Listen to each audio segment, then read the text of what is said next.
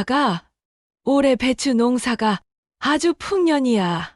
그래서 말인데, 내가 좀 와서 배추 뽑는 것 좀 도와야겠다.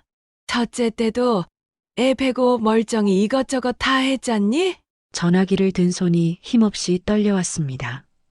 이제 둘째 아이가 세상에 나올 날도 정말 얼마 남지 않아 한 걸음 떼기조차 버거운 만삭의 몸인데 말입니다.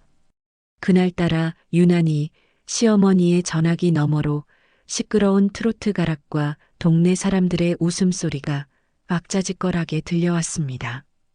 그 속에서 어머니의 목소리가 전화기를 뚫고 제 가슴에 비수처럼 날아와 박혔습니다.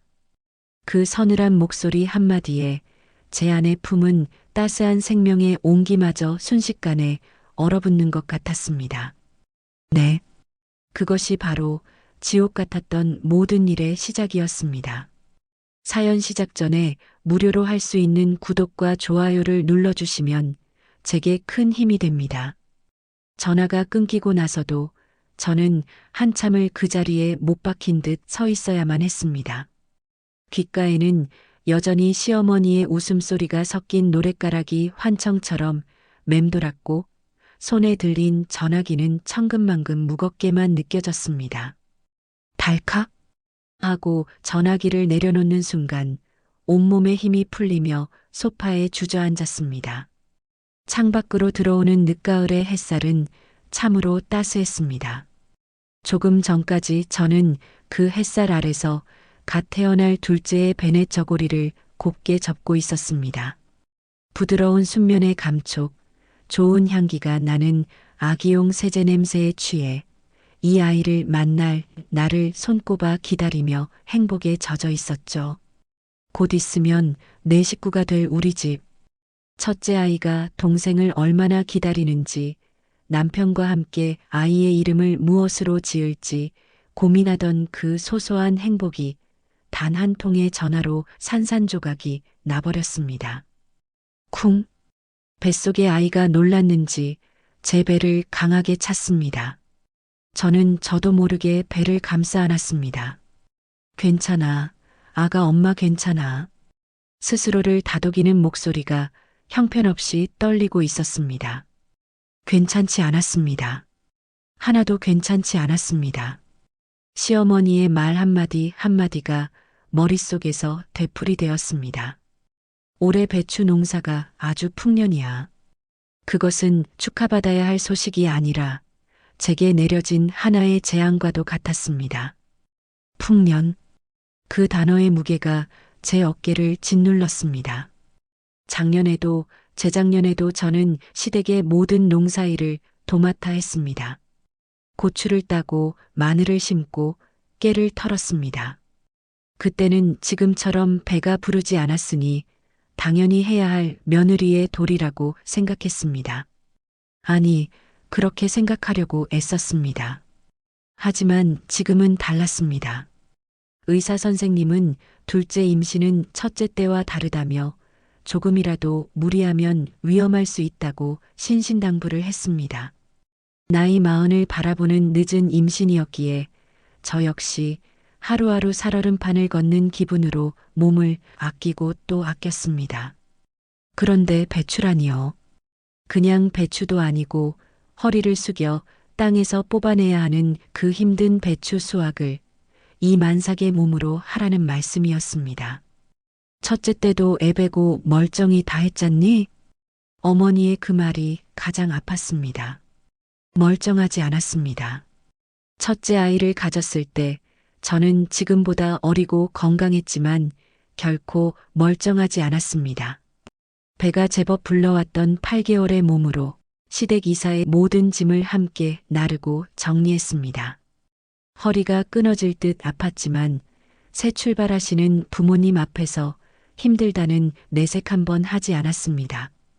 밤마다 퉁퉁 부은 다리를 주무르며 남편 몰래 눈물을 삼켰던 밤들을 어머니는 정말 모르시는 걸까요? 아니면 알면서도 모른 척 하시는 걸까요? 그때 현관문 열리는 소리가 들렸습니다. 퇴근한 남편이었습니다. 다녀왔어, 여보. 피곤한 기색이 역력한 남편의 얼굴을 보니 차마 입이 떨어지지 않았습니다. 이 사람도 밖에서 힘들게 일하고 왔는데 집에 오자마자 시어머니 흉을 볼 수는 없었습니다. 저는 애써 웃으며 남편을 맞이했습니다.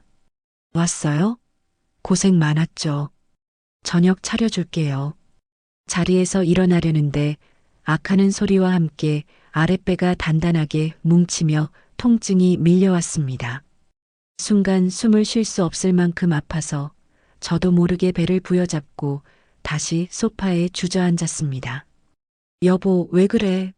괜찮아? 남편이 깜짝 놀라 달려왔습니다. 저는 괜찮다는 표시로 겨우 손을 저었지만 식은땀이 등줄기를 타고 흘러내렸습니다. 잠시 후 통증은 거짓말처럼 사라졌습니다. 의사 선생님이 말하던 가진통인 것 같았습니다. 스트레스를 받으면 더 심해질 수 있다고 했는데 당신 얼굴이 왜 이렇게 하얘? 어디 아픈 거야? 병원 갈까? 남편의 걱정스러운 얼굴을 보니 그제야 참았던 설움이 북받쳐 올랐습니다. 저는 결국 남편에게 오늘 있었던 통화 내용을 털어놓았습니다. 시어머니가 배추 뽑는 것을 도우러 오라고 하셨다는 말, 첫째 때 이야기를 꺼내며 괜찮을 거라고 하셨다는 말까지. 제 이야기를 다 들은 남편의 얼굴이 미묘하게 굳어졌습니다. 저는 남편이 제 편이 되어 어머니가 어떻게 그런 말씀을 하실 수 있어. 내가 당장 전화해서 못 간다고 할게. 라고 말해주길 바랐습니다. 하지만 남편의 입에서 나온 말은 제 기대를 완전히 무너뜨렸습니다. 어머니도 참 근데 뭐 당신도 알잖아. 우리 엄마 원래 말씀 그렇게 하시는 거. 아기가 있어서 그러신 건 아닐 거야. 아기가 없다니요. 그럼 지금 제 심장이 이렇게 철렁 내려앉고 온몸이 아픈 것은 무엇 때문일까요? 여보, 나 이제 다음 달이면 애 낳아야 해요. 병원에서도 절대 무리하지 말라고 했단 말이에요. 배추 뽑는 건 정말.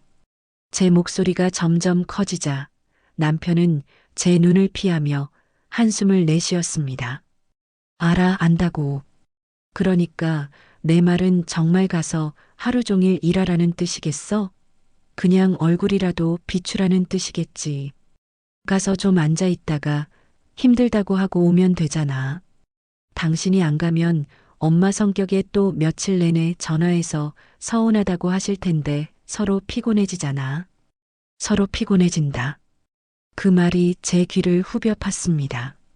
지금 이 순간 가장 피곤하고 힘든 사람은 바로 저인데 제 남편이라는 사람은 제 건강과 뱃속 아이의 안위보다 시어머니의 기분을 상하게 하지 않는 것이 더 중요했던 겁니다. 저는 더 이상 아무 말도 할 수가 없었습니다. 입을 여는 순간 원망과 독설이 쏟아져 나올 것 같았습니다. 남편은 제 침묵을 긍정의 의미로 받아들였는지 제 어깨를 툭툭 두드리며 말했습니다. 그래, 너무 심각하게 생각하지 마. 주말에 내가 같이 가줄게. 응? 저녁이나 먹자. 배고프다. 남편은 아무 일 없다는 듯 주방으로 향했습니다. 그 뒷모습을 보는데 등골이 서늘해졌습니다. 이 집에서, 이 가족 안에서 나를 지켜줄 사람은 아무도 없구나. 내 편은 아무도 없구나. 만삭의 무거운 몸이 문제가 아니었습니다. 저를 가장 힘들게 한 것은 아무에게도 보호받지 못하고 있다는 끔찍한 고립감이었습니다. 그날 밤 저는 뜬 눈으로 밤을 새웠습니다. 남편은 옆에서 세상 모르고 코를 골며 자고 있었고 저는 잠 못 이루고 뒤척이며 천장만 바라보았습니다. 배는 주기적으로 딱딱하게 뭉쳤다 풀리기를 반복했고 그때마다 저는 숨을 죽여야 했습니다. 시댁에 가야 할까? 가서 어머니 말대로 배추 몇 포기 뽑는 척이라도 해야 할까? 아니면 남편 말대로 그냥 앉아만 있다가 올까? 하지만 시어머니의 성격을 누구보다 잘 아는 저였습니다. 일손이 부족한 밭에 만삭의 며느리를 불러놓고 구경만 하도록 내버려 둘 뿐이 아니었습니다.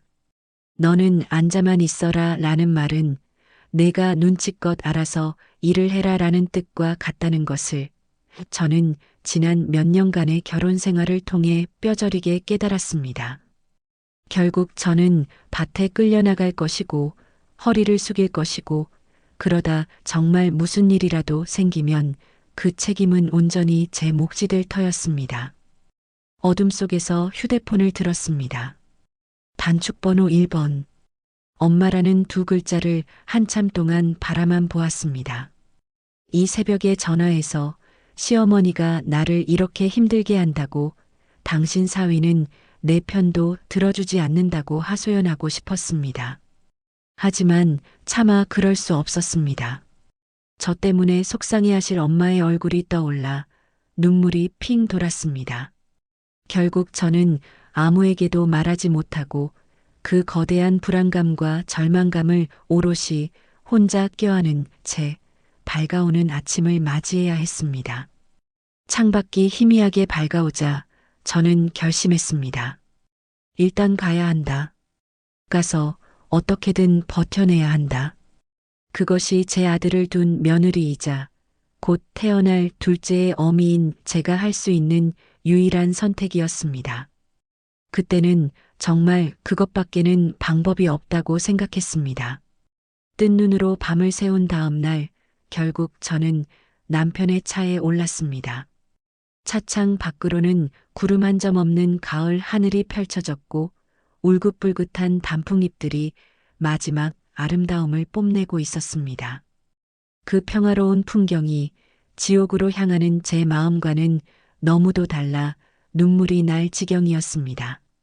남편은 운전하는 내내 아무 말이 없었습니다. 어젯밤 저를 설득하던 그 얄미운 다정함은 온데간데였고 마치 제가 큰 잘못이라도 저지른 사람인 양입을 꾹 다물고 있었습니다. 그 침묵이 제게는 천마디의 비난보다 더 아프게 다가왔습니다. 내가 이해해라. 내가 참아라. 그의 온몸이 그렇게 말하고 있는 것 같았습니다. 안전벨트가 불룩 솟아오른 배를 압박할 때마다 숨이 턱 막혔고 뱃속의 아이는 뭐가 그리 불안한지 연신 꿈틀대며 제 옆구리를 걷어찼습니다. 저는 그저 아이를 품은 배를 가만히 쓰다듬으며 제발 아무 일도 일어나지 않기만을 빌고 또 빌었습니다. 얼마나 달렸을까 익숙한 시골길로 접어들자 심장이 내려앉기 시작했습니다. 저 멀리 보이는 시댁의 파란 지붕이 오늘은 유독 사납게 느껴졌습니다. 마당에 차를 세우자마자 시어머니가 기다렸다는 듯 집안에서 나왔습니다. 일하기 편한 몸빼 바지에 팔토시까지 완벽하게 착용한 모습. 이미 전투 준비를 마친 장수처럼 보였습니다. 이제 오냐? 길이 그렇게 막히더냐? 목소리에는 가시가 돋쳐 있었습니다. 주말 아침 늦잠도 못 자고 달려온 며느리에 대한 반가움이나 만삭의 몸으로 먼 길을 온 것에 대한 고마움은 눈곱만큼도 찾아볼 수 없었습니다. 아니에요, 어머니. 길이 막히지는 않았어요. 제가 힘없이 대답하며 차에서 내리자 시어머니의 시선은 제 얼굴이 아닌 배추가 가득 실린 트럭으로 향했습니다. 마당 한쪽에는 이미 수확한 배추들이 산더미처럼 쌓여 있었고 동네 아주머니 몇 분이 분주하게 배추를 나르고 있었습니다. 아이고, 순자네 며느리 왔구나. 현주 왔구나. 몸도 무거운데 어쩐 일이야. 동네 아주머니들이 저를 보며 안쓰러운 듯 한마디씩 건넸습니다. 그 말에 시어머니는 보란 듯이 콧방귀를 뀌었습니다.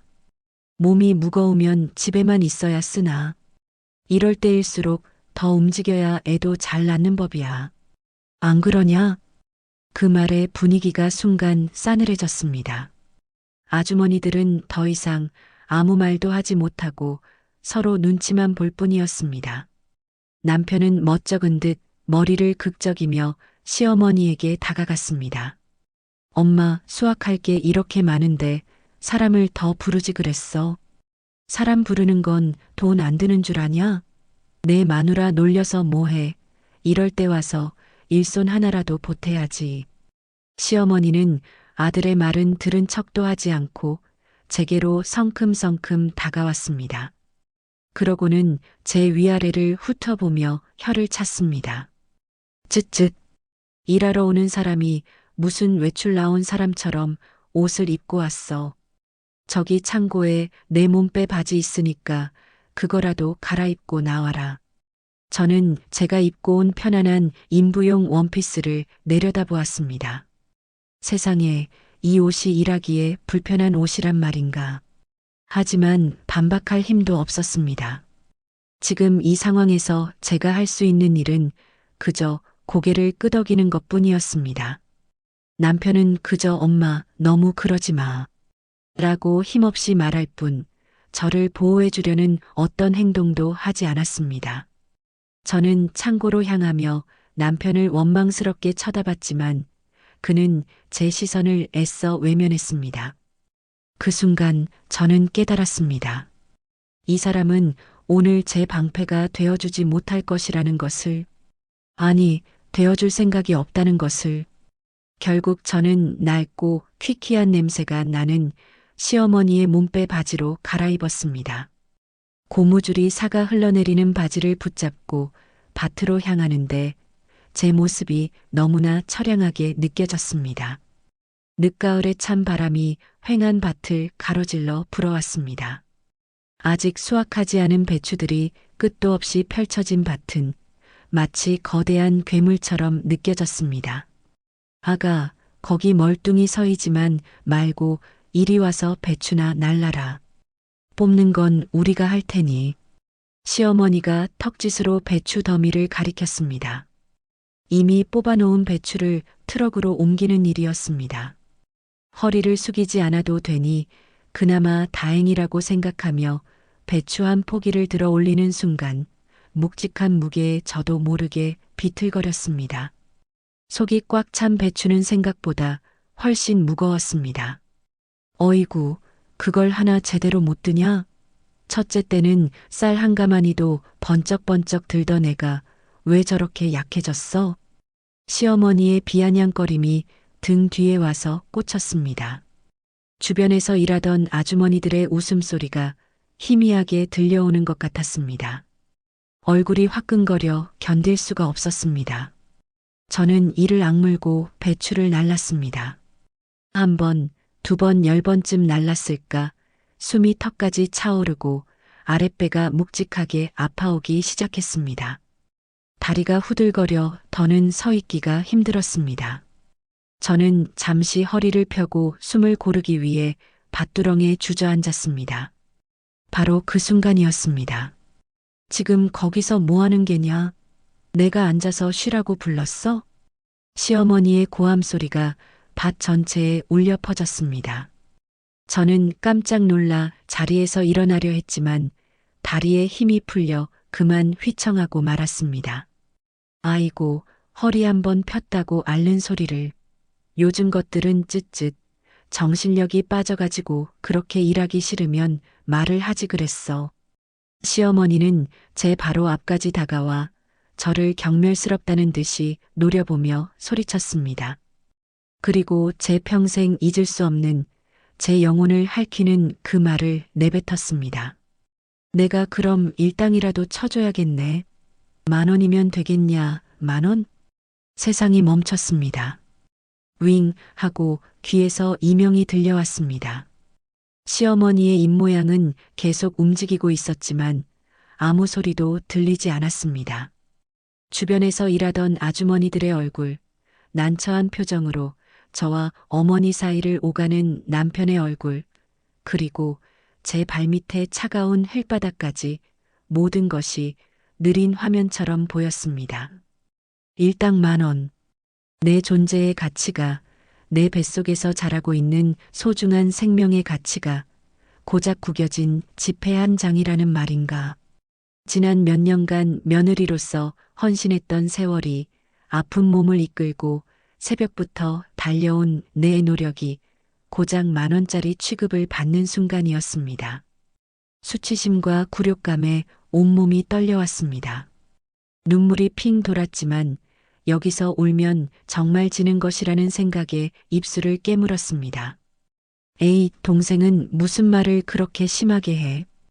보다 못한 동네 아주머니 한 분이 조심스럽게 말렸지만 시어머니의 기세는 꺾일 줄 몰랐습니다. 형님이 뭘 안다고 그래요? 요즘 애들 버릇을 단단히 고쳐놔야 한다고요. 만삭이 벼슬이야? 유세는 혼자 다 떨고 있잖아. 남편이 그제야 제 팔을 잡아 끌며 속삭였습니다. 여보, 그만해. 엄마 원래 저러시는 거 알잖아. 그냥 들어가서 쉬어. 내가 말씀드릴게.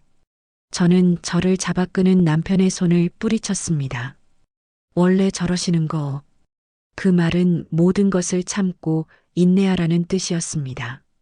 제게는 아무런 잘못이 없는데 왜 제가 모든 것을 감내해야만 하는 걸까요? 저는 떨리는 목소리로 처음으로 시어머니에게 맞서기 시작했습니다. 어머니, 저 정말 힘듭니다. 배가 너무 아파요. 제 절박한 호소에 시어머니는 코웃음을 쳤습니다. 아이고, 무서워라. 애배 본 게 너 하나뿐인 줄 알아? 나도 떡두꺼비 같은 아들 둘에 딸도 낳았어. 그것도 밭일 다 해가면서 엄살 부리지 말고 일하기 싫으면 저쪽 가서 배추나 다듬고 있어. 더 이상의 대화는 무의미했습니다. 저는 흙먼지가 풀풀 나는 차가운 밭 한가운데 그저 못 박힌 듯 서 있을 뿐이었습니다. 아무도 내 편이 되어주지 않는 이 거대한 외딴 섬에서 저는 소리 없이 무너져 내리고 있었습니다. 일당 10,000원. 그 단어가 제 머릿속을 떠나지 않았습니다. 이 굴욕을, 이 모욕을 나는 정말 참고 살아야만 하는 걸까? 내 인생은 고작 이런 대접을 받기 위해 존재하는 것일까? 그때였습니다. 제 마음속에서 무언가 툭 하고 끊어지는 소리가 들렸습니다. 툭 하고 무언가 끊어지는 소리가 들린 것은 귀가 아니라 제 마음속이었습니다. 10,000원짜리 지폐 한 장으로 제 인격이 난도질당한 그 순간 저는 더 이상 시어머니의 며느리도 한 남자의 아내도 아니었습니다. 그저 허허 벌판에 버려진 이름 없는 허수아비일 뿐이었습니다. 남편은 제 눈치를 보며 어쩔 줄 몰라 했고 주변의 아주머니들은 애써 다른 곳을 보며 헛기침만 했습니다. 아무도 저를 위해 나서주지 않는 이 차가운 현실 속에서 시어머니의 서슬퍼런 목소리만이 유일한 법이었습니다. 저는 텅 빈 눈으로 시어머니가 가리킨 곳을 바라보았습니다. 마당 한편에 낮은 플라스틱 의자가 놓여 있었고 그 옆에는 다듬어야 할 배추들이 산처럼 쌓여 있었습니다. 순종회에는 다른 선택지가 없었습니다. 저는 로봇처럼 삐걱거리며 그곳으로 걸어갔습니다. 한 걸음 한 걸음 옮길 때마다 뱃속의 아이가 무겁게 아래로 쏠리는 것이 느껴졌습니다. 낮은 의자에 엉덩이를 걸치고 앉자 불룩 나온 배가 허벅지에 닿아 숨쉬기조차 불편했습니다. 제 손에 들린 작은 칼은 배추에 시든 겉잎을 잘라내기 위한 것이 아니라 제 마지막 남은 자존심을 도려내기 위한 도구처럼 보였습니다. 서걱, 서걱. 차가운 칼날이 배추의 밑동을 파고드는 소리가 제 귀에는 유난히 크게 들렸습니다. 저는 아무 생각 없이 기계처럼 손을 놀렸습니다. 시어머니의 감시하는 듯한 따가운 시선이 등 뒤에 와서 박혔지만 이제는 아무렇지도 않았습니다. 마음이 만신창이가 되고 나니 오히려 감각이 무뎌지는 것 같았습니다. 얼마나 지났을까요? 계속 같은 자세로 쪼그려 앉아 있었더니 허리가 끊어질 듯 아파오기 시작했습니다. 다리도 퉁퉁 부어 제 다리가 아닌 것처럼 느껴졌습니다. 잠시 자세를 바꾸기 위해 몸을 뒤트는 순간 찌르르 하고 아랫배를 날카롭게 꿰뚫는 듯한 통증이 덮쳐왔습니다. 흡, 저도 모르게 짧은 비명이 터져 나왔습니다. 지금까지의 묵직한 통증과는 차원이 다른 송곳으로 안을 헤집는 듯한 극심한 고통이었습니다. 배가 딱딱한 돌덩이처럼 굳어지며 숨이 턱 막혀왔습니다. 손에 들고 있던 칼을 놓치며 저는 본능적으로 배를 감싸 안았습니다. 안 돼, 아가, 안 돼. 이러다 정말 큰일이 날지도 모른다는 공포가 온몸을 덮쳤습니다. 어머, 쟤 좀 봐. 저게 또 무슨 수작이야? 가장 먼저 제 상태를 알아차린 것은 역시나 시어머니였습니다. 제 고통스러운 신음은 시어머니에게 그저 또 하나의 연기로밖에 보이지 않았던 모양입니다. 시어머니는 성큼성큼 다가와 제 어깨를 거칠게 잡아 흔들었습니다. 아, 너 지금 뭐 하는 짓이야? 사람들 다 보는 데서 쇼를 해, 쇼를. 어머, 어머니 배가 너무. 저는 말을 잇지 못하고 가쁜 숨만 몰아쉬었습니다. 식은땀이 비 오듯 쏟아졌고 눈앞이 하얗게 변하며 아찔해졌습니다. 하지만 시어머니는 제 말을 믿지 않았습니다. 오히려 제 손에서 떨어진 칼을 발로 툭 차며 경멸스럽게 외쳤습니다. 아주 꼴값을 떠는구나. 꾀병도 가지가지야. 일 좀 시켰다고 별짓을 다 하네. 칼이 위험해서 어디 쓰겠냐? 꼴 보기 싫으니까 저쪽 창고 뒤에나 가서 처박혀 있어. 창고 뒤? 그곳은 온갖 농기구와 쓰레기들이 쌓여 있는 집에서 가장 어둡고 후미진 곳이었습니다. 저를 지금 사람 취급도 하지 않고 보기 싫은 물건처럼 치워버리려는 것이었습니다. 엄마, 그만 좀 해.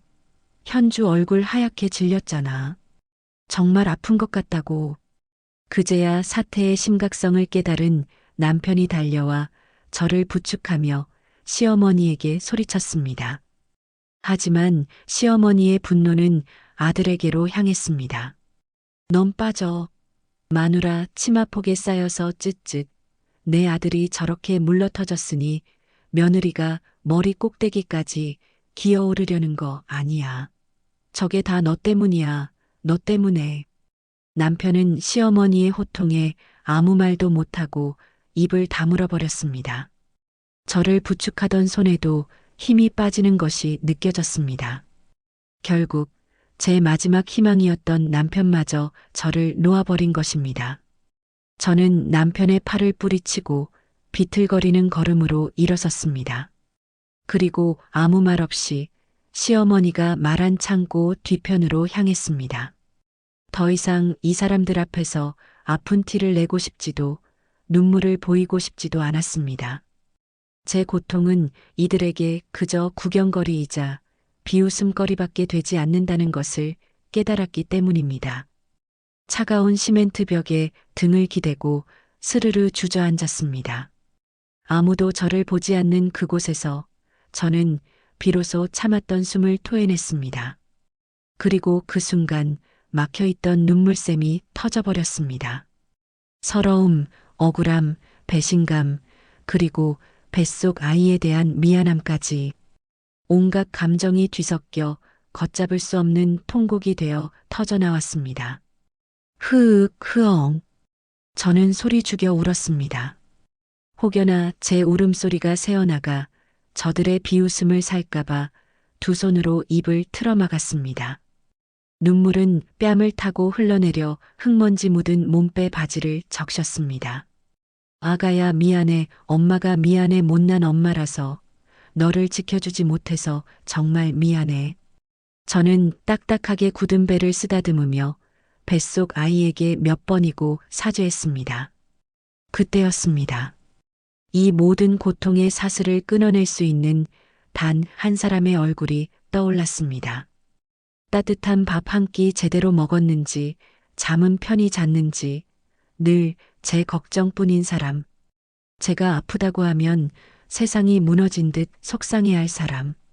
우리 엄마. 주머니 속에서 휴대폰을 꺼냈습니다. 눈물 때문에 흐릿해진 화면 속에서 단축번호 1번을 찾아 더듬거렸습니다. 손이 덜덜 떨려 몇 번이나 잘못 눌렀습니다. 이 전화를 걸면 안 된다. 엄마까지 이 진흙탕 싸움에 끌어들일 수는 없다. 머릿속에서는 이성이 마지막 경고를 보냈지만 제 마음은 이미 무너져 내린 뒤였습니다. 정말 이대로는 제가 죽을 것 같았습니다. 저는 마지막 남은 힘을 다해 단축번호 1번을 길게 눌렀습니다. 뚜루루 뚜루루. 익숙한 연결음이 제 심장 소리처럼 크게 울렸습니다. 제발 받지 마시라고, 이 전화를 그냥 끊어버릴 수 있게 해달라고 빌면서도 한편으로는 제발 빨리 받아달라고 애원하고 있었습니다. 여보세요? 수화기 너머로 세상에서 가장 다정한 목소리가 들려왔습니다. 그 목소리를 듣는 순간 저는 입을 틀어막고 있던 손을 떼고 아이처럼 울부짖었습니다. 엄마 나야, 현주 흐어엉 엄마. 그 한마디를 내뱉는 순간 제 안에 억지로 눌러 담아두었던 모든 감정의 댐이 무너져 내렸습니다. 흙먼지 날리는 창고 뒤편, 차가운 시멘트 바닥에 주저앉아 저는 어린아이가 되어 울고 또 울었습니다. 수화기 너머로 엄마의 당황한 목소리가 다급하게 들려왔습니다. 현주야, 너 왜 그래? 무슨 일이야? 너 우는 거니? 어디 아파? 엄마의 목소리를 듣는 것만으로도 온몸에 퍼져 있던 도끼가 조금씩 빠져나가는 기분이었습니다. 세상에 오직 나 혼자 버려진 것만 같았던 지독한 고독 속에서 처음으로 내 편의 목소리를 들은 것이었습니다. 엄마 나 너무 힘들어. 저는 차마 말을 잇지 못하고 흐느꼈습니다. 행여나 시댁 식구들이 들을까 몸을 웅크리고 최대한 목소리를 죽였습니다. 그 모습이 얼마나 처량했는지 뱃속의 아이마저 미동도 없이 숨을 죽이고 있는 것 같았습니다. 엄마는 제가 진정할 때까지 아무것도 묻지 않고 조용히 기다려 주셨습니다. 그 침묵의 시간이 제게는 100마디의 위로보다 더 큰 힘이 되었습니다. 한참을 울고 나서야 저는 겨우 헐떡이는 숨을 고르며 입을 열었습니다. 엄마 나 지금 시댁인데. 거기까지 말했을 뿐인데 엄마는 모든 것을 알아차린 듯 했습니다. 잠시 침묵이 흐른 뒤 엄마의 목소리는 처음보다 훨씬 낮고 차분해져 있었습니다. 마치 폭풍이 몰아치기 전에 고요한 바다처럼 말입니다. 천천히 말해봐, 딸. 무슨 일이 있었는지. 하나도 빼놓지 말고. 저는 떨리는 목소리로 지난 이틀간 있었던 모든 일을 털어놓았습니다. 만삭의 몸으로 배추밭에 불려온 것부터 첫째 때도 멀쩡했다는 시어머니의 비수 같은 말, 그리고 제 존재의 가치를 10,000원짜리 지폐 한 장으로 매겨버린 그 모욕적인 순간까지 이야기를 하는 내내 저는 다시금 눈물이 쏟아져 말을 잇기 힘들었습니다. 남편이 그 상황을 어떻게 외면했는지, 제가 아프다고 했을 때 시어머니가 어떻게 꾀병으로 몰아붙였는지 설명할 때는 분노와 서러움에 심장이 터질 것만 같았습니다. 제 이야기가 길어질수록 수화기 너머의 침묵도 길어졌습니다. 엄마는 그저 그랬구나, 그래서 하며 낮은 추임새만 넣을 뿐 어떤 감정도 드러내지 않았습니다. 그 침묵이 오히려 더 무섭게 느껴졌습니다. 모든 이야기를 마친 후 저는 마지막으로 물었습니다. 엄마 나 어떻게 해? 나 여기서 더는 못 있겠어. 그런데 내가 여기서 그냥 가버리면 나중에 더 힘들어지겠지? 나 정말 어떻게 해야 할지 하나도 모르겠어. 다시 침묵이 흘렀습니다.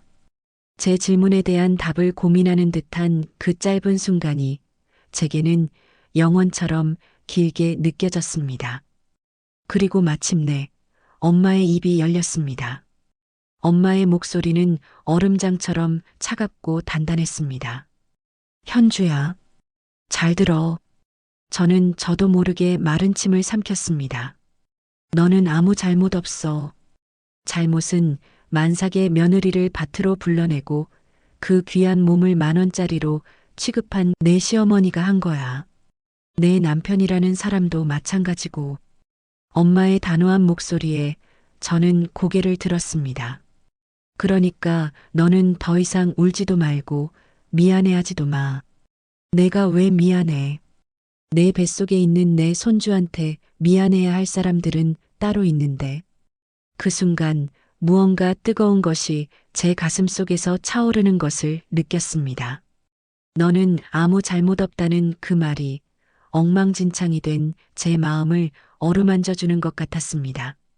엄마는 말을 이었습니다. 목소리에는 이제 분노라고 하기에는 너무나도 차가운 강철 같은 의지가 서려 있었습니다. 지금부터 엄마가 시키는 대로 해. 시댁 사람들 앞에서는 절대 티내지 마. 그냥 평소처럼 아니, 몸이 안 좋아서 기운 없는 척하고 있어. 누가 뭐라고 하면 그냥 못 들은 척 고개만 숙이고 있어. 알겠니? 응, 엄마. 그리고 남편한테도 이 전화한 거 절대 말하지 마. 그냥 혼자 바람 좀 쐬고 들어왔다고 해. 아무 일 없었던 것처럼. 저는 엄마가 왜 그러는지 이해할 수 없었지만 무조건 엄마의 말을 따라야 한다는 생각뿐이었습니다. 엄마의 목소리에는 저를 안심시키는 강력한 힘이 있었습니다. 현주야, 오늘 밤만 딱 오늘 하룻밤만 거기서 버텨. 무슨 일이 있어도 내일 아침까지만 버티고 있어. 알았지? 내일 아침? 응, 내일 아침. 엄마가 갈게.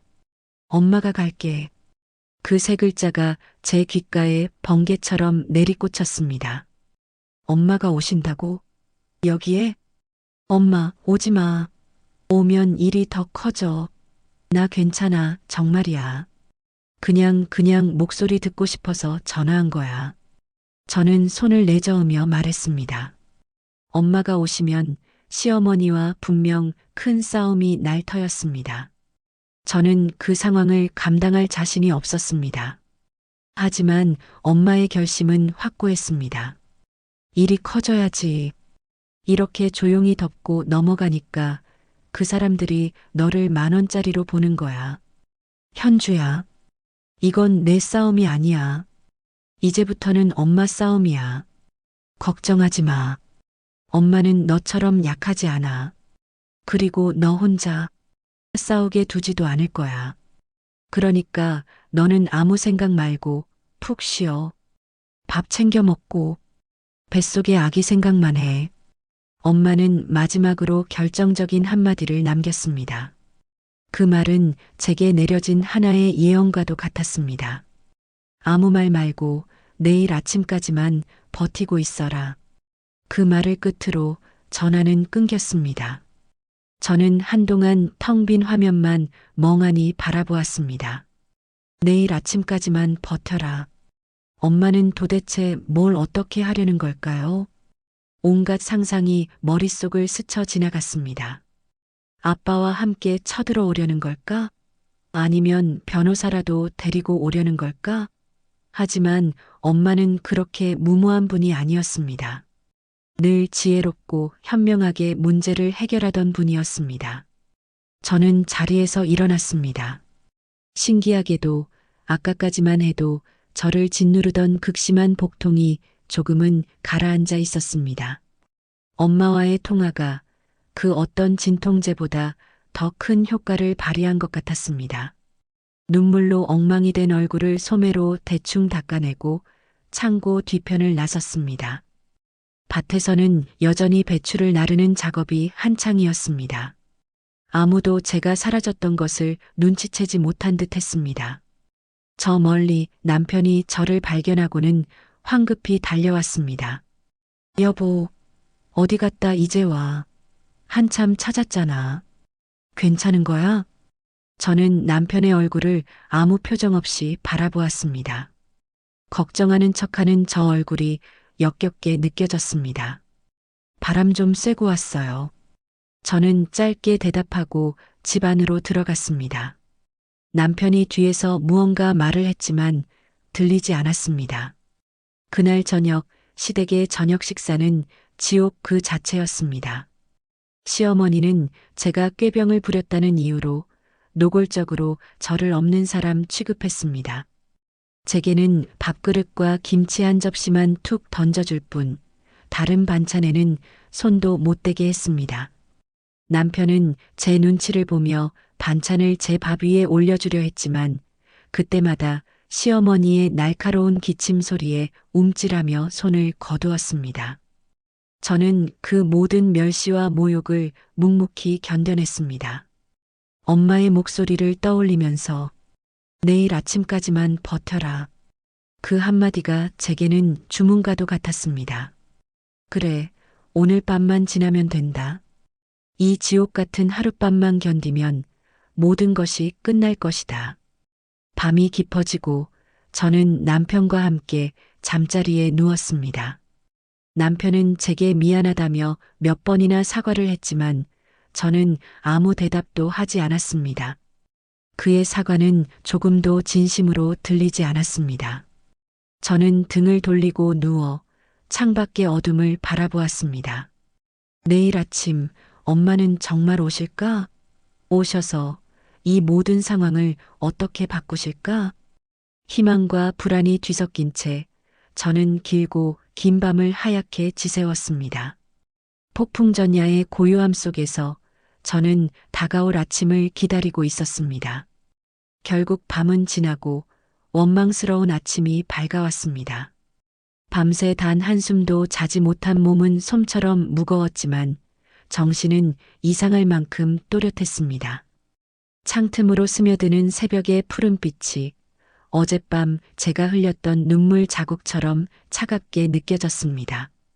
저는 엄마의 그 약속 하나만을 붙잡고 삐걱거리는 몸을 일으켰습니다. 옆자리에서 곤히 잠든 남편의 얼굴이 낯설게만 보였습니다. 한때는 세상에서 가장 든든했던 저 어깨가 이제는 그저 무책임하고 비겁한 그림자로밖에 느껴지지 않았습니다. 아침 식사 시간은 어제 저녁보다 더한 고문이었습니다. 시어머니는 제가 식탁에 앉자마자 보란 듯이 혀를 차며 밥그릇을 제 앞에 탁 소리가 나게 내려놓았습니다. 그 소리에 어깨가 저절로 움츠러들었습니다. 밤새 잘 주무신 모양이야. 얼굴이 아주 폈네, 폈어. 꾀병 부리니까 잠은 잘 오더냐? 저는 아무 대꾸도 하지 않고 고개를 숙였습니다. 엄마의 말을 떠올렸습니다. 못 들은 척 고개만 숙이고 있어. 지금 제가 할 수 있는 유일한 저항은 침묵뿐이었습니다. 제 침묵이 시어머니의 심기를 더욱 불편하게 만든다는 것을 알면서도 입을 열고 싶지 않았습니다. 남편이 제 눈치를 살피며 말했습니다. 엄마, 그만하세요. 현주 어제 정말 아팠어요. 안색 좀 보세요. 안색은 무슨, 일하기 싫어서 죽을 상하고 있는 거지. 넌 내 마누라가 저렇게 여우같이 구는 것도 모르냐? 내가 오늘 저 버르장머리를 단단히 고쳐놓을 테니 넌 끼어들지 마. 시어머니는 남편에게 쏘아붙인 뒤 제게 명령했습니다. 밥 먹는 둥 마는 둥 하지 말고 어서 먹고 밭에 나갈 준비나 해. 오늘은 아주 뿌리를 뽑을 때까지 일 시킬 테니 각오 단단히 하는 게 좋을 게다. 밥알이 모래알처럼 입안에서 굴러다녔습니다. 억지로 몇술 뜨는 둥 마는 둥 하고 자리에서 일어서는데 시어머니가 제 팔을 거칠게 잡아챘습니다. 어딜 가? 설거지는 하고 가야지. 결국 저는 산더미처럼 쌓인 그릇들 앞에 서야 했습니다. 차가운 물에 손을 담그자 온몸에 소름이 돋았습니다. 불룩 나온 배 때문에 싱크대에 몸을 기대기도 힘들어 허리를 어정쩡하게 굽힌 채 설거지를 했습니다. 그릇들이 부딪히는 소리, 물 흐르는 소리 외에는 아무 소리도 들리지 않는 적막한 부엌에서 저는 다시금 철저히 혼자가 되었습니다. 등 뒤에서 들려오는 시어머니의 만족스러운 헛기침 소리가 제 비참함을 더욱 깊게 만들었습니다. 모든 준비가 끝나고 저는 또다시 그 지옥 같은 밭으로 향해야 했습니다. 시어머니는 제 바로 뒤에 서서 마치 죄수를 감시하는 간수처럼 저를 몰아세웠습니다.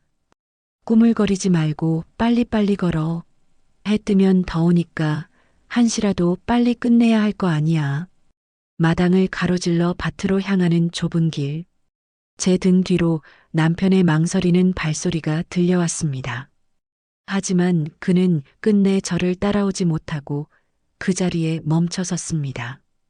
또다시 저는 혼자였습니다.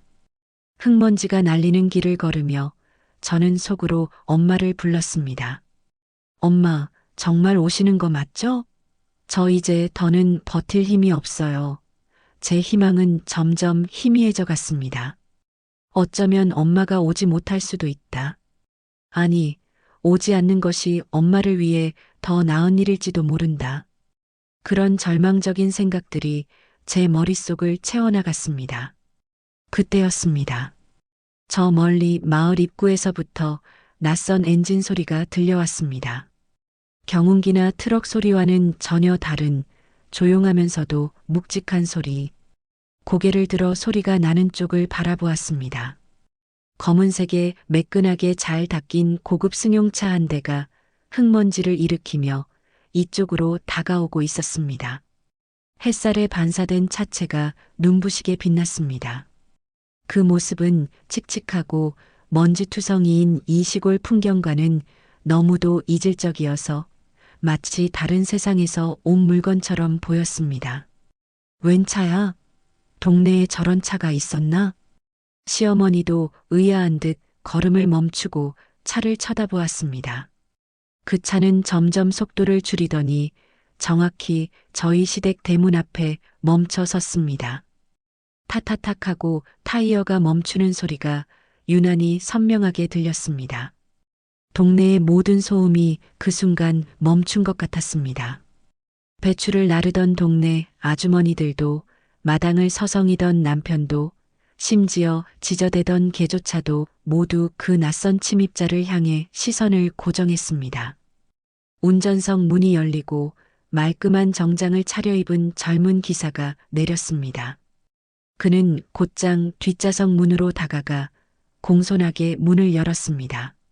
모두의 시선이 그 문으로 쏠렸습니다. 가장 먼저 땅을 디딘 것은 흙먼지 하나 묻지 않은 세련된 디자인의 검은색 구두였습니다. 그리고 곧이어 단정하게 각 잡힌 바지 정장을 입은 한 여인이 차에서 내렸습니다. 흐트러짐 하나 없는 머리, 목에는 은은한 광택이 도는 실크 스카프를 두르고 손에는 작은 가죽 가방 하나만 들고 있었습니다. 화려하게 꾸미지는 않았지만 온몸에서 뿜어져 나오는 기품과 단단한 아우라는 그 누구도 함부로 대할 수 없을 것 같은 위압감을 풍기고 있었습니다. 엄마였습니다. 저는 숨을 멈췄습니다. 제가 알던 엄마가 아니었습니다. 늘 따뜻하고 부드럽기만 하던 우리 엄마가 아니었습니다. 평생 시장에서 장사를 하며 거친 손으로 저를 키워낸 엄마. 그런 엄마의 모습은 온데간데 없었습니다. 지금 제 눈앞에 서 있는 사람은 마치 거대한 성을 지키는 여왕처럼 차갑고 견고한 갑옷을 두른 여전사였습니다. 엄마는 차에서 내린 후 단 한순간도 망설이지 않았습니다. 그저 고요한 눈으로 주변을 한번 쓱 훑어보았습니다. 산더미처럼 쌓인 배추 더미, 분주하게 움직이는 동네 사람들, 그리고 흙투성이 몸빼 바지를 입고 넋이 나간 채 서 있는 저와 제 옆에서 삿대질을 하려던 자세 그대로 굳어버린 시어머니를. 엄마의 눈빛은 그 어떤 것도 놓치지 않겠다는 듯 날카롭고 정확하게 상황을 파악하고 있었습니다. 엄마의 시선이 마지막으로 시어머니에게 가 닿았습니다. 그 순간 두 사람 사이에는 보이지 않는 불꽃이 튀는 것 같았습니다. 늘 당당하고 목소리 크던 시어머니의 얼굴이 당황과 경계심으로 일그러지기 시작했습니다. 시어머니는 저와 제 엄마를 번갈아 쳐다보며 상황을 파악하려 애썼습니다. 자신의 구역에 나타난 낯선 강적을 만난 맹수처럼 온몸의 털을 곤두세운 채 으르렁거릴 준비를 하는 듯 보였습니다. 아니, 사부인이 여긴 어쩐 일로? 시어머니의 목소리가 자신도 모르게 기어들어가고 있었습니다. 사부인이라는 호칭을 내뱉는 것조차 버거워 보였습니다. 엄마는 아무 말 없이 천천히 우리를 향해 걸어왔습니다. 또각, 또각. 흘길과 어울리지 않는 구두 소리가 마치 제 심장 소리처럼 울렸습니다. 그 소리는 이 마당의 모든 소음을 잠재우고 오직 두 사람의 대결에만 집중하게 만드는 효과음 같았습니다. 엄마는 제 바로 앞까지 다가와 제 초라한 행색과 핏기 없는 얼굴을 물끄러미 바라보았습니다. 그 눈빛에 스치는 아주 찰나의 아픔과 분노를 저는 보았습니다. 제 꼴이 얼마나 비참한지 그 눈빛 하나로 모든 것을 이해할 수 있었습니다. 하지만 엄마는 이내 모든 감정을 지우고 다시 얼음장 같은 표정으로 고개를 돌려 시어머니를 마주 보았습니다. 시어머니는 자신도 모르게 뒷걸음질을 치려다 자존심 때문에 겨우 버티고 서 있었습니다. 사부인, 좋은 아침입니다. 엄마의 목소리는 지극히 평온했지만 그 안에는 서리빨 같은 냉기가 서려 있었습니다. 마치 잘 벼린 칼날처럼 듣는 사람의 심장을 서늘하게 만드는 목소리였습니다. 아, 사부인께서 여기까지 어쩐 일이십니까? 미리 연락이라도 주시지 그러셨어요. 시어머니는 애써 웃음을 지어 보이며 말했지만 입꼬리가 부자연스럽게 떨리고 있었습니다. 엄마는 시어머니의 말을 가볍게 무시하고 다시 저를 바라보았습니다. 그러고는 제 어깨에 내려앉은 흙먼지를 마치 아주 귀한 것을 다루듯 조심스럽게 손으로 털어주었습니다. 현주야, 많이 힘들었지. 이제 괜찮아. 엄마 왔어. 그 따뜻한 손길과 나지막한 목소리에 터지지 않으려고 안간힘을 썼던 눈물이 다시 핑 돌았습니다. 드디어 지옥 같았던 제 세상에 구원자이자 응징자인 나의 엄마가 도착한 것입니다. 그 순간 저는 알 수 있었습니다. 이제 모든 것이, 정말 모든 것이 달라질 것이라는 것을. 팽팽한 긴장감이 마당 전체를 감쌌고 앞으로 벌어질 폭풍을 예감한 동네 사람들은 모두 숨을 죽인 채 우리를 지켜보고 있었습니다. 전쟁의 서막이 그렇게 올랐습니다. 시어머니는 그런 저희의 모습을 보며 입술을 파르르 떨었습니다. 자신의 앞마당에 갑자기 쳐들어온 불청객, 그것도 감히 자신에게 맞서려는 듯한 그 기세에 당황스러움을 넘어 불쾌감이 역력히 드러나는 얼굴이었습니다. 사부인, 지금 이게 무슨 경우입니까? 이렇게 불쑥 찾아와 남의 집안일에 간섭하시는 법이 어디 있습니까? 시어머니는 잃었던 평정을 되찾으려는 듯 일부러 목소리를 높였습니다. 다시 안방마님의 위엄을 되찾고 이 상황의 주도권을 가져오려는 속셈이었습니다. 하지만 엄마는 조금도 동요하지 않았습니다. 오히려 희미한 미소까지 머금은 채 시어머니를 똑바로 바라보았습니다. 그 미소는 너무나 차갑고 날카로워서 보는 사람의 간담을 서늘하게 만들었습니다. 남의 집안일이라 글쎄요, 사부인. 제 딸이, 제 하나밖에 없는 귀한 딸이 이 집안의 며느리이니 어찌 남의 일이라 할 수 있겠습니까? 엄마의 목소리는 조용했지만 거기에 있는 모든 사람의 귀에 똑똑히 박힐 만큼 힘이 있었습니다. 그리고 제가 오늘 찾아온 것은 사부인께 문안 인사를 드리러 온 것이 아닙니다. 엄마는 말을 잠시 끊고 들고 있던 작은 가죽 가방의 잠금 장치를 풀었습니다. 딸칵하고 열리는 소리가 마치 권총의 안전장치를 푸는 소리처럼 긴장감 넘치게 들렸습니다. 시어머니는 물론이고 저와 남편 그리고 구경하던 동네 사람들까지 모두가 엄마의 손에 시선을 고정했습니다. 엄마는 가방 안에서 두툼한 흰 봉투 하나를 꺼내 들었습니다. 그리고는 그 봉투에서 빳빳한 만원권 지폐로 이루어진 돈다발을 꺼냈습니다. 100만 원. 정확히 100만 원이었습니다. 붉은 띠지로 묶인 그 돈다발은 이 흙먼지 날리는 시골 마당과는 도저히 어울리지 않는 압도적인 존재감을 뿜어내고 있었습니다. 이게 지금 뭡니까? 시어머니가 더듬거리며 물었습니다. 돈을 보자 시어머니의 눈이 순간적으로 흔들리는 것을 저는 똑똑히 보았습니다. 엄마는 그 돈다발을 시어머니의 눈앞에 보란 듯이 들어 보였습니다.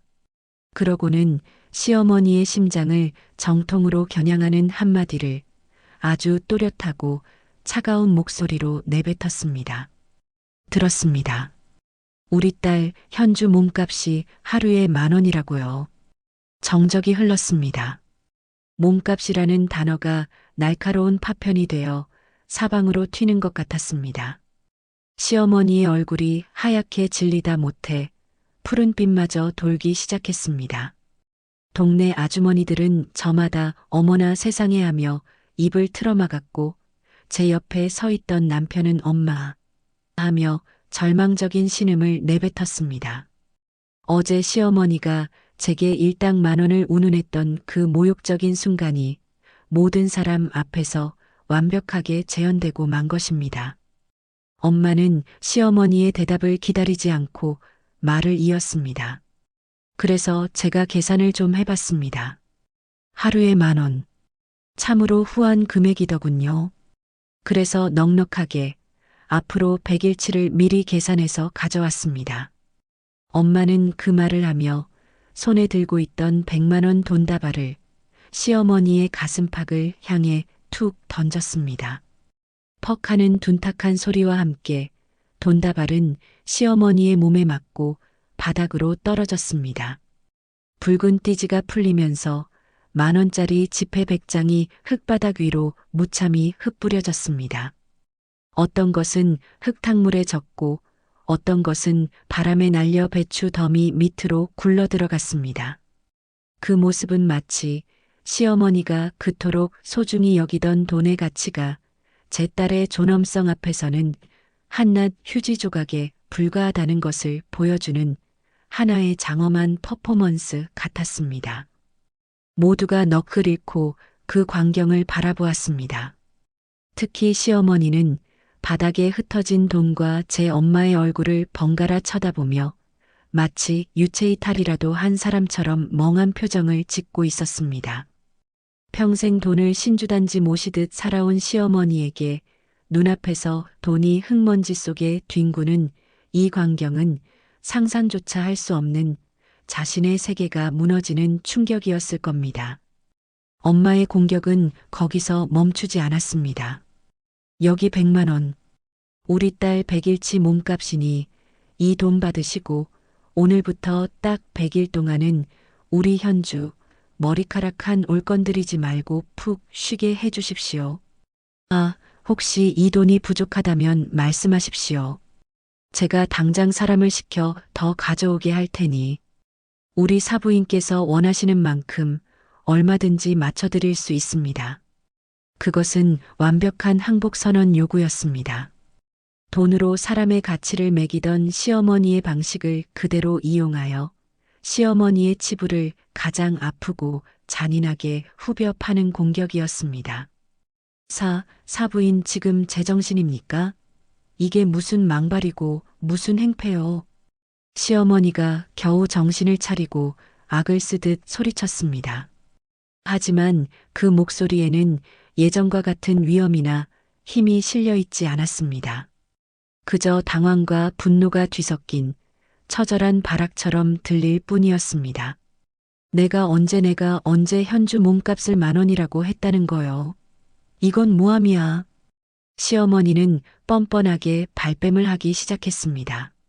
하지만 엄마는 그럴 줄 알았다는 듯 차갑게 웃었습니다. 모함이라고요? 좋습니다. 그럼 여기 계신 분들께 한번 여쭤볼까요? 어제 이 자리에서 사부인께서 만삭 며느리에게 일당 10,000원 줄 테니 일하라고 말씀하신 것을 들은 분이 아무도 없는지. 엄마의 시선이 주변을 둘러싼 동네 아주머니들에게로 향했습니다. 아주머니들은 시어머니의 눈치를 보며 서로 고개만 숙일 뿐 누구 하나 선뜻 나서지 못했습니다. 하지만 그들의 침묵과 회피하는 눈빛이야말로 시어머니의 말이 사실이었음을 증명하는 가장 강력한 증거였습니다. 상황이 완벽하게 역전되었습니다. 늘 갑의 위치에서 며느리를 쥐고 흔들던 시어머니는 이제 모든 사람 앞에서 자신의 추악한 민낯이 드러난 채 궁지에 몰린 을이 되어버렸습니다. 엄마는 더 이상 시어머니를 상대할 가치도 없다는 듯 제게로 몸을 돌렸습니다. 그러고는 제 손을 따뜻하게 잡아주며 말했습니다. 현주야, 가자. 이런 곳에 더는 너를 둘 수 없다. 엄마는 저를 데리고 흙바닥에 흩어진 돈은 거들떠보지도 않은 채 당당히 차를 향해 걸어갔습니다. 그 압도적인 뒷모습을 보며 시어머니는 그 자리에 주저앉아 흙 묻은 돈을 주워 담을 생각도 못한 채 넋 나간 사람처럼 중얼거릴 뿐이었습니다. 이게 무슨 일이란 말인가. 엄마의 그 한마디는 제게 내려진 가장 따뜻하고 강력한 구원의 명령이었습니다.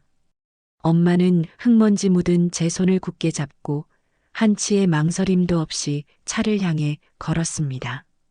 흙바닥에 나뒹구는 10,000원권 지폐들을 마치 길가의 돌멩이 보듯 아무렇지 않게 밟고 지나가는 그 모습에서 저는 돈 따위로는 환산할 수 없는 딸을 지키려는 엄마의 결연한 의지를 보았습니다.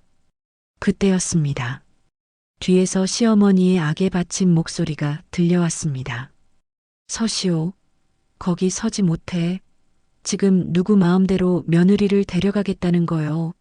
현주는 우리 집 사람이요. 시어머니는 어느새 흙바닥에 주저앉아 너클 놓고 있던 상태에서 벗어나 벌떡 일어나 우리를 향해 소리쳤습니다. 흩어진 돈을 줍는 것도 잊은 채 마지막 남은 자존심, 즉 며느리에 대한 소유권을 주장하며 발악하고 있었습니다. 그 목소리는 너무나 처절해서 오히려 안쓰럽게 느껴질 정도였습니다.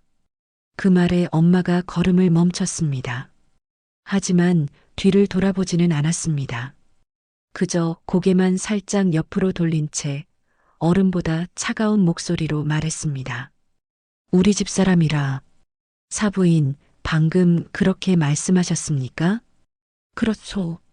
현주는 내 아들의 아내이고 내 손주를 뵌 우리 집 사람이란 말이요. 사부인께서 이렇게 함부로 데려갈 수 있는 사람이 아니란 말이요. 시어머니는 마치 그것이 자신을 지킬 마지막 동아줄이라도 되는 듯 우리 집 사람이라는 말을 반복해서 외쳤습니다. 그때 엄마가 천천히 몸을 돌려 시어머니를 다시 마주 보았습니다. 엄마의 눈빛은 더 이상 분노가 아니었습니다. 그것은 깊은 연민과 경멸이 뒤섞인 아주 복잡하고도 서늘한 눈빛이었습니다. 사부인. 엄마는 나지막이 시어머니를 불렀습니다.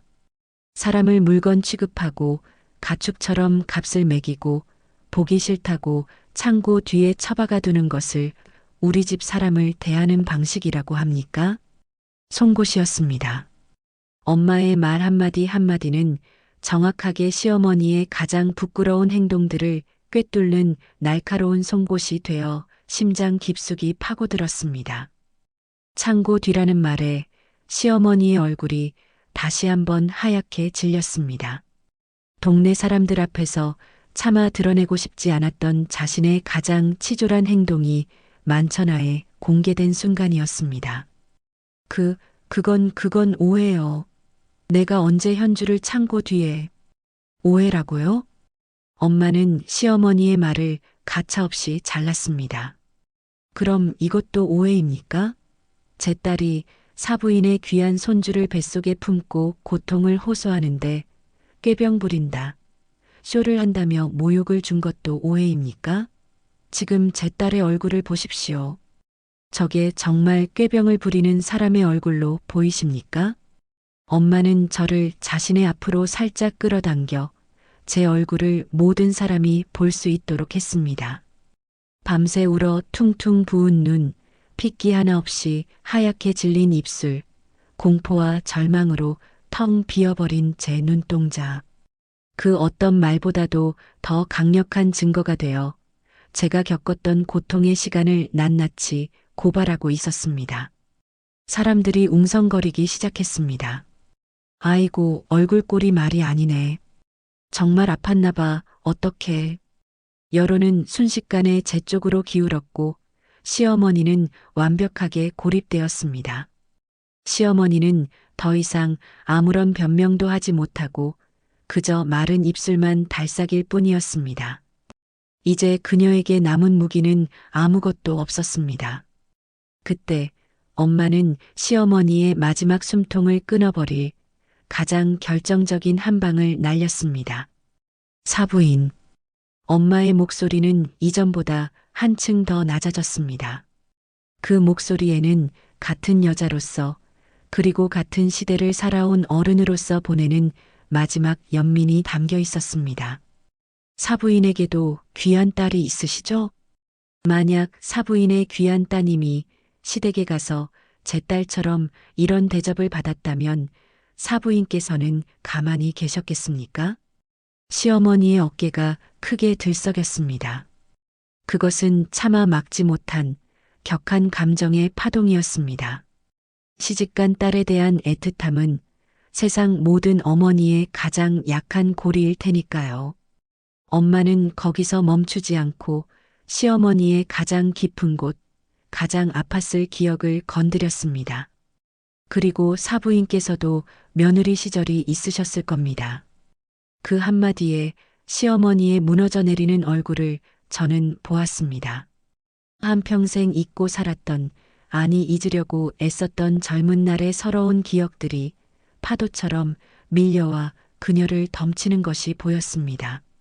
시어머니보다 더한 시어머니 밑에서 온갖 구박과 서름을 받으며 밭일과 집안일에 젊음을 다 갖춰야 했던 그녀의 수십 년간 며느리 시절이 자신이 당했던 그 모진 서름을 세월이 흘러 똑같이 제 며느리에게 되갚고 있었다는 끔찍한 사실을 시어머니는 바로 그 순간 깨달았을 것입니다. 그때를 한번 생각해 보십시오, 사부인. 얼마나 서럽고 얼마나 억울하셨습니까? 누가 내 편 하나 들어주지 않는 시댁에서 밤마다 남몰래 눈물 훔치던 그 시절을 정말 다 잊으셨습니까? 엄마의 목소리는 이제 꾸짖음이 아니었습니다. 그것은 함께 아파하고 함께 서러워하는 한 여자가 다른 여자에게 보내는 깊은 위로이자 호소였습니다. 결국 시어머니의 눈에서 눈물이 터져 나왔습니다. 평생 남 앞에서 눈물 한 방울 보이지 않던 강하고 억척스럽기만 하던 시어머니가 어린아이처럼 소리내어 울기 시작했습니다. 그 울음은 자신의 지난 세월에 대한 회한이자 제게 저지른 잘못에 대한 뒤늦은 참회였습니다. 내가 잘못했다. 내가 생각이 짧았어. 아가, 미안하다. 내가 정말 죽을 죄를 지었다. 시어머니는 흙바닥에 주저앉아 제게 용서를 구하며 통곡했습니다. 그때였습니다. 지금까지 모든 상황을 넋놓고 지켜만 보던 남편이 저와 엄마 앞으로 다가왔습니다. 그러고는 아무 말 없이 제 앞에 무릎을 꿇었습니다. 여보, 내가 잘못했어. 정말 미안해. 내가 당신과 우리 아기를 지켜주지 못했어. 내가 천하의 못난 놈이야. 제발 용서해줘. 남편은 제 손을 잡고 눈물로 호소했습니다. 모든 것이 끝났습니다. 길고 길었던 전쟁은 엄마의 완벽한 승리로 막을 내렸습니다. 시어머니는 무너졌고 남편은 무릎을 꿇었습니다. 저는 더 이상 이 집안의 힘없는 며느리가 아니었습니다. 엄마는 그 모든 광경을 물끄러미 바라보다가 다시 제 손을 잡고 일으켜 세웠습니다. 일어나, 현주야. 이제 집에 가자. 저는 엄마의 손을 잡고 모든 것이 끝난 그곳을 뒤로 한 채 다시 차를 향해 걸었습니다. 엄마와 함께 시댁을 나서는 그 순간 저는 제 인생의 한 챕터가 완전히 끝났음을 직감했습니다. 등 뒤에서 들려오는 시어머니의 통곡 소리와 무릎 꿇은 남편의 애원은 더 이상 저를 붙잡지 못했습니다. 그것은 과거의 소리일 뿐이었습니다. 제게는 이제 엄마의 따뜻한 손과 뱃속에서 조용히 숨쉬는 아이, 그리고 앞으로 나아가야 할 새로운 길이 있었습니다. 차가 움직이기 시작하자 창밖으로 빠르게 멀어지는 시댁의 풍경이 보였습니다. 한때는 저를 옥죄는 감옥처럼 느껴졌던 그곳이 이제는 그저 하나의 낡은 풍경처럼 스쳐 지나갈 뿐이었습니다. 엄마는 집으로 가는 내내 아무 말이 없었고 저 역시 말없이 창밖만 바라보았습니다. 차 안에는 그 어떤 말로도 표현할 수 없는 두 모녀 사이의 깊은 침묵과 이해의 공기가 흐르고 있었습니다. 친정집에 도착하자 엄마는 저를 침대에 눕히고 따뜻한 물 한 잔을 가져다 주었습니다. 아무 생각 말고 일단 좀 자. 자고 일어나면 다 괜찮아질 거야. 엄마의 말대로 저는 침대에 눕자마자 깊은 잠에 빠져들었습니다.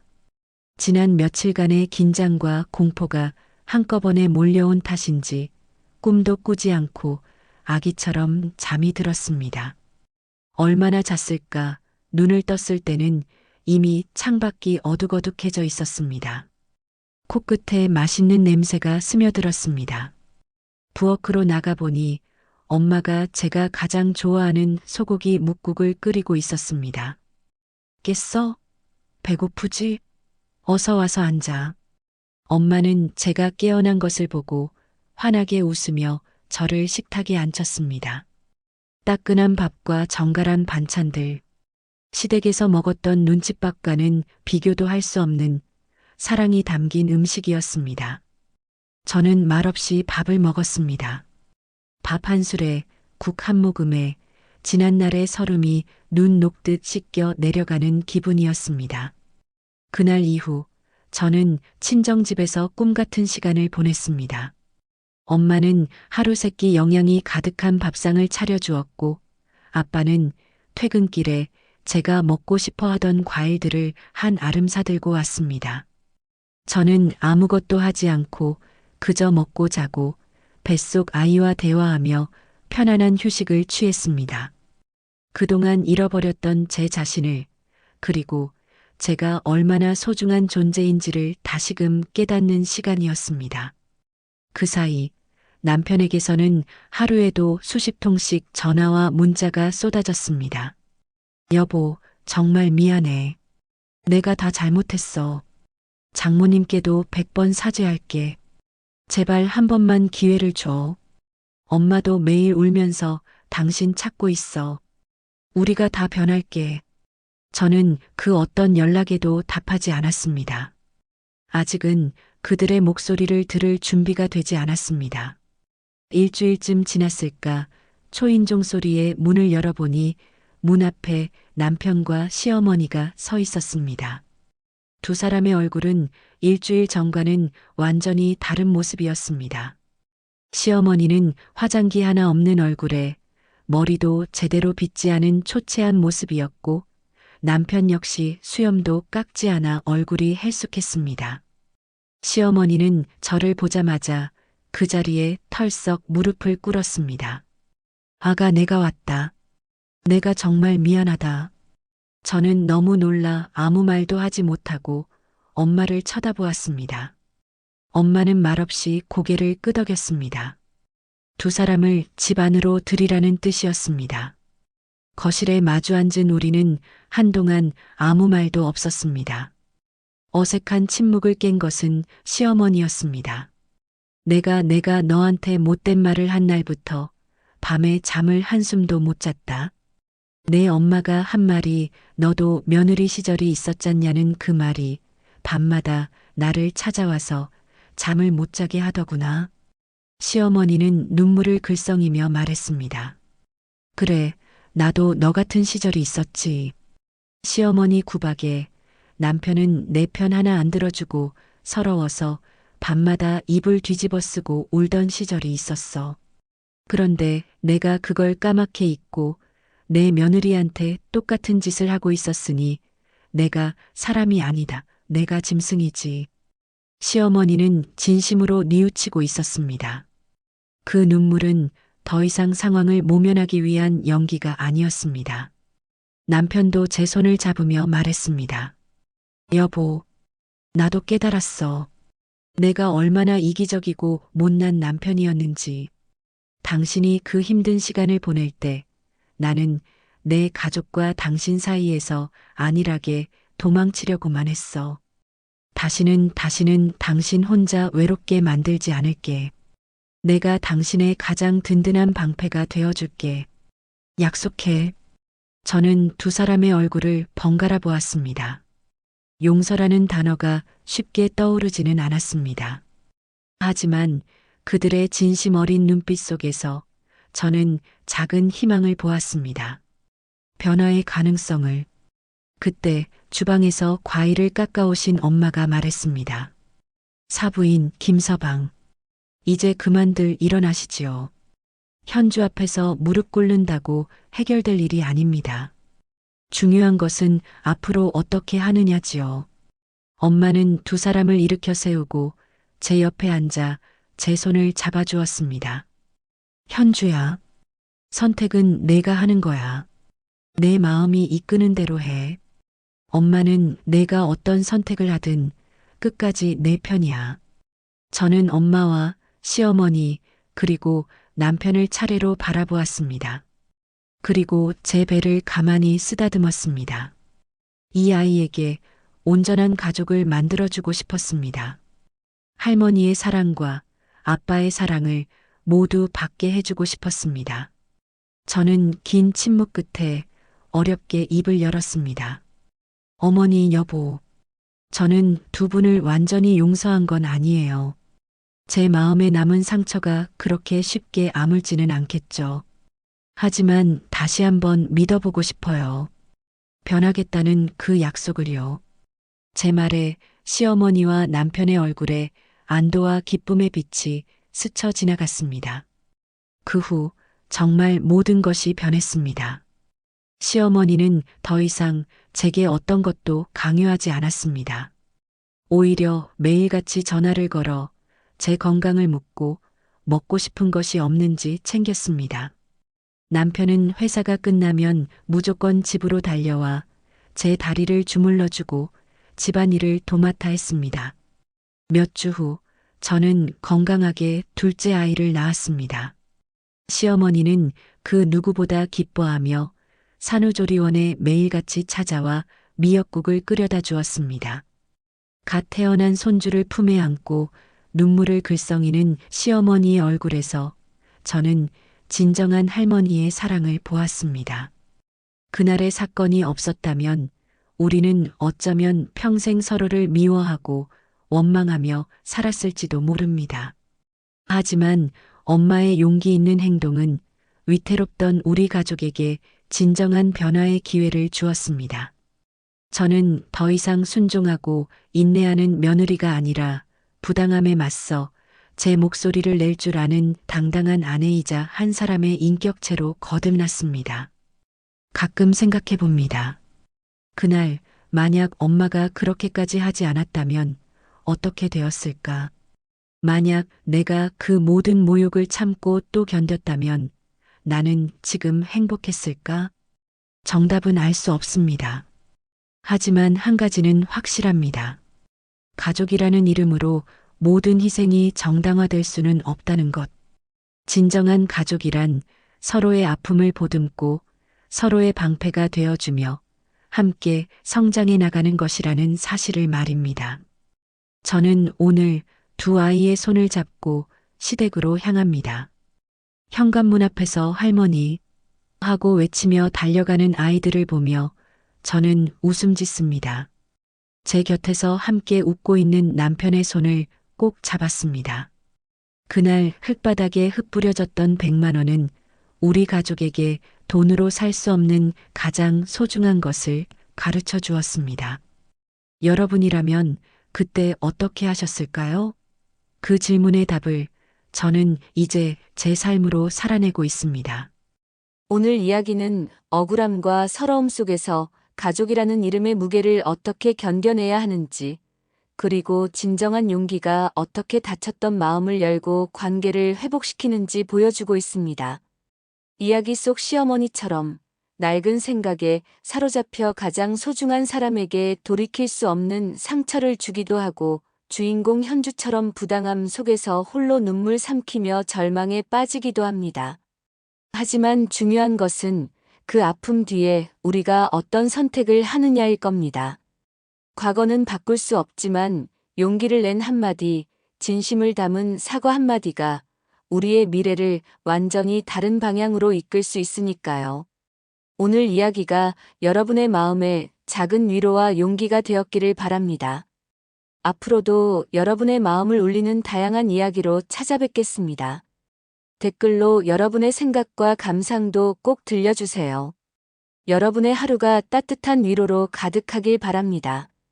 채널 구독과 좋아요도 잊지 말고 부탁드립니다.